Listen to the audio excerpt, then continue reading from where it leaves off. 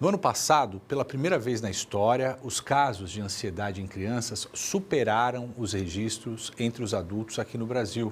A ansiedade faz parte do ser humano.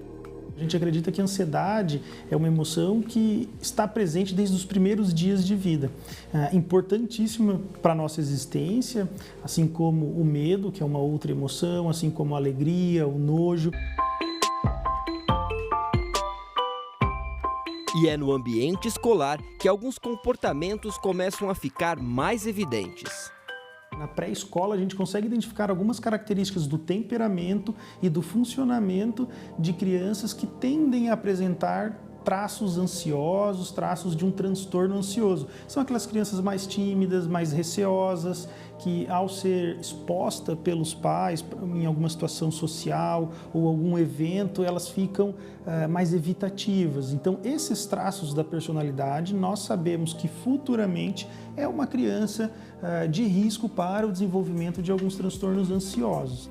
Você identificar a ansiedade, o seu genitor, genitora, perceber que aquela emoção é forte demais em você e está trazendo sofrimento, né? E aí buscar ajuda, algum profissional, né? Para que ensine a criança a lidar com aquele sentimento. Elas ainda não conseguem expressar muito bem o que sentem.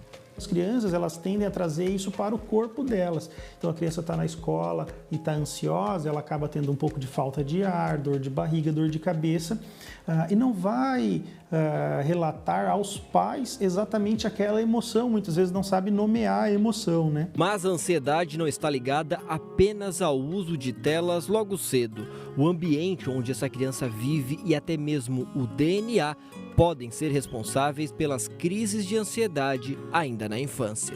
O transtorno ansioso ele é um transtorno genético, então muitas vezes os pais apresentam ansiedade, né, em muitos casos. E aí você precisa do tratamento dos pais para que essa criança não conviva em um ambiente ansioso e ela também consiga melhorar. Então ela tem um exemplo ansioso dentro de casa, vai alimentando esse transtorno ansioso, apesar do tratamento psicoterápico e medicamentoso. Em alguns casos, o tratamento também deve ser feito com auxílio do médico psiquiatra.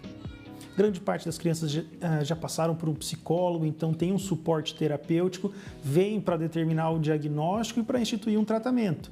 Se é medicamentoso ou se não é medicamentoso, depende da gravidade de cada quadro. Em quadros leves a moderados, muitas vezes não precisamos de medicamentos, só a psicoterapia, a terapia indicada, é suficiente, né?